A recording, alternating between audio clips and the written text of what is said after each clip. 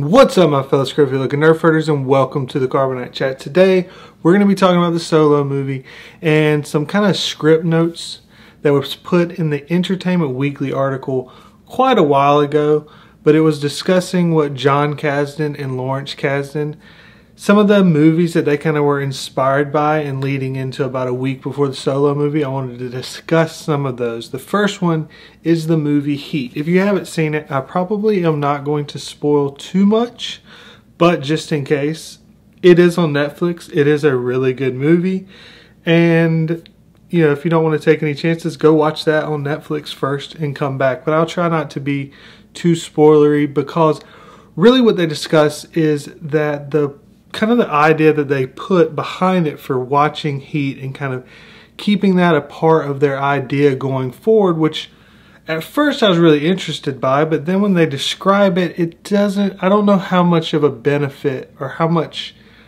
it's really going to do for the movie as a whole. First off, they say that it's kind of the inspiration for the underworld of Solo, which is very intriguing. If you watch the movie, it's almost completely just about the underworld.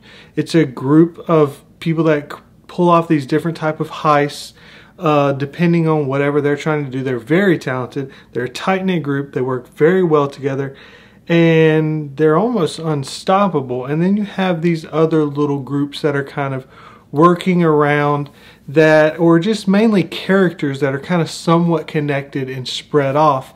And then there's a minor, little more than minor, kind of part where you're following some of the police, and I think it'll probably kind of fit along with what we'll have with the movie, where you're going to see some of the gangs and groups that are going to be in the Solo movie. It's going to be focused on that with a little bit of the Empire, but it's not going to really be the main part, although Heat does kind of focus for a decent bit of the movie on the lead detective and the head of the heist group, which is Robert De Niro and Al Pacino. So of course they're going to focus on some of the stuff with them when you've got two such big actors in it. But the other thing that they talked about, that they said in the article that they were trying to get the flavor and swagger of, is the relationship between Val Kilmer and Robert De Niro. Now this is where it's kind of interesting to me, and I'll probably get the title for this video because it fits along with another article that was done when they interviewed Michael K. Williams, and he revealed some of the information for the villain Dryden Vos, who is now going to be played by Paul Bettany. And one of the things that he said was that there was kind of like a love triangle, so to speak, with Han, Dryden Vos, and QI'RA. Now, if you watch in the scenes from the trailer, if you slow it down really slow, the scene where it shows Dryden Vos just kind of, it looks like he's freaking out and just cutting something up, and I heard some people mention that, you know, it's like he's just another Kylo that's going to be freaking out. But if you look very closely, he's actually trying to kill Han Solo in that scene. Actually, you can barely see on the left Han just kind of trying to move out of the way as he's cutting through there.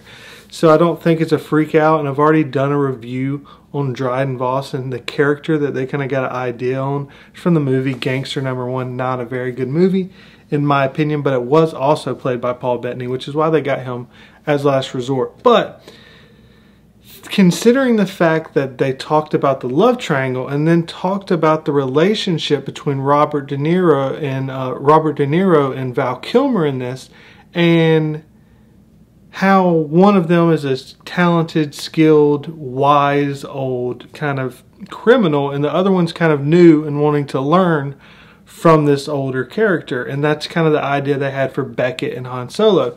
The interesting thing, though, is there's not that much to do with the relationship between, you know, Val Kilmer and Robert De Niro, minus the fact that De Niro keeps harping on the fact, and it plays along with the rest of the story, but again, I'm going to try to stay out of spoilers for this in case you haven't seen it, because again, I suggest it. If for anything else, if you're a huge fan of The Dark Knight, the opening scene of The Dark Knight, and kind of the tone and structure, not so much the structure, pacing and stuff of The Dark Knight, Nolan repeatedly watched Heat to kind of get into the zone and into the feel of how he wanted Dark Knight to be. So if you like Dark Knight, watch Heat. It's a very good movie. It's a thriller, but it's also kind of very solidly structured and paced out, not as fast as you would think for a thriller. So it's a long movie, but again, it's on Netflix to check out. But De Niro keeps harping on the fact that throughout the entire time, that one of the things you have to do when you're a criminal like this and you're trying to do something along these lines, if something happens and something goes wrong, you got to be able to drop everyone, forget everyone, you can have no connections. And he's largely teaching this to Val Kilmer, who is deeply in love with this woman. And that's the main kind of point that he has with Val Kilmer. He says that he needs to, reconsider some of the relationship issues that he has with this girl, and it's kind of the constant in their relationship is the discussion about, is he in the right or wrong? Should he leave this woman? Should he stay with this woman? How should he deal with these types of things? And De Niro is quite clear on saying that he should not be with her, that he needs to move on and get away. It's not smart for him. And I find it interesting on whether or not that's going to be kind of a similar route that we have with Tobias Beckett and Solo.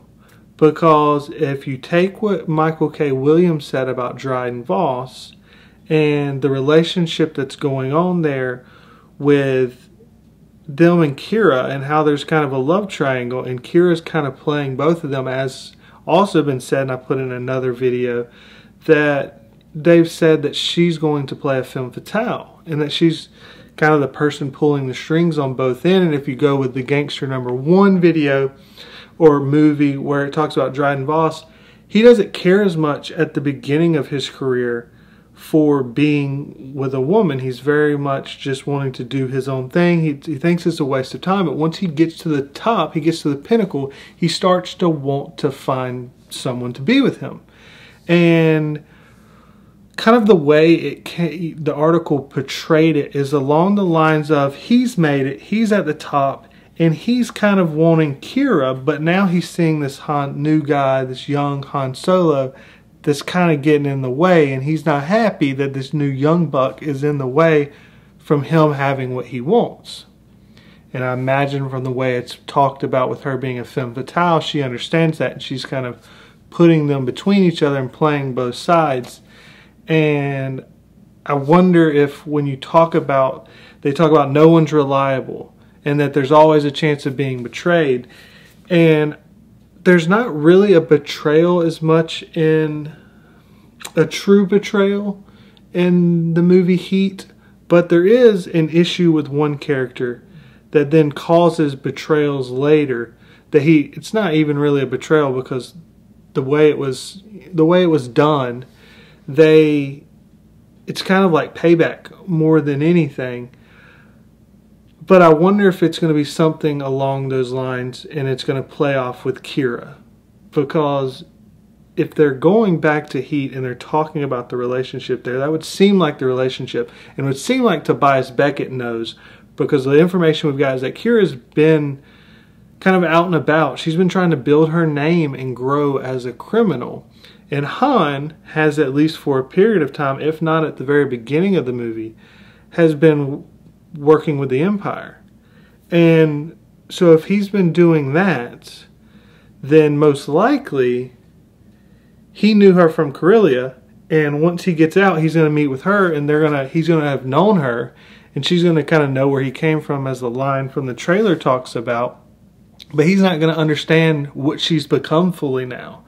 And that's going to be kind of Tobias Beckett's kind of thing. It's like, hey, you don't really know what's going on with all of her, that big shot gangster, as he always says. He's got a thing for her as well, and she's kind of been, toying around with him as well. You might want to be careful of what's going on. Don't put yourself in this situation. That begins to roll itself and lean itself into the Han Solo that we know for A New Hope, where he's not really like, the princess is cool, and I'm going to joke around about it and play a bit about it, but I'm more worried about the money. That was what got him going. He was taking care of himself. That's the guy he is. He is a scoundrel.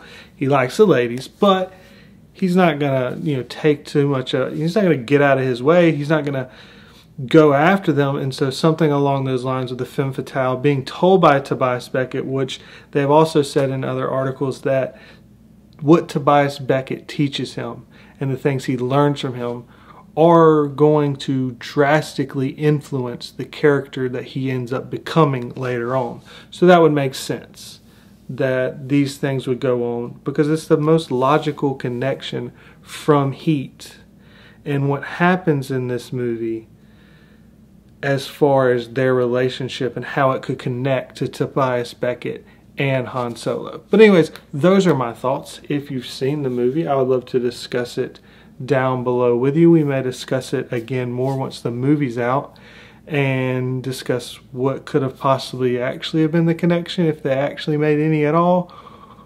It's one of the main movies they mentioned in one of the first EW articles talking about the influences of the movie, so I'd imagine it would. I hope they take some of the notes from the heist, because it's a great heist, and there's the train heist that they have at the end, and I think that there's probably going to be some connections with that, with how there's going to be a rival group that's not real happy with what they've done, and they're trying to get back at them, and they end up kind of screwing up their heist. And then when they end up screwing up their heist, they also run into trouble with the police, or in this case, the Empire. And they end up getting into a huge shootout, and a lot of people don't end up surviving it. And the last 30 minutes of the movie or so is trying to reset, figure out what to do, figure out your outs, how to get somewhere, and exactly how everything ends up shuffling itself out. And I hope they do something like that, but I don't know, because the tone and stuff that they've more talked about is along the lines of The Big Lebowski. But I'll get to that in the next few days. I look forward to hearing your thoughts and opinions on it. What you think, whether or not that can be the case, or whether, how you think it could work out if you've seen the movie Heat, and how, understanding that they talk about underworld inspirations, that the kind of flavor and swagger of the relationship of Val Kilmer and Robert De Niro's relationship, and that no one's reliable and there's always a chance of betrayal. If you've seen the movie, what you think might come about with those inspirations for the Solo movie prior to it coming out. Just a little interesting thing to discuss and look into because of the information that we have at this point. But thank you very much for watching, and never forget, you Nerf herders, I love you.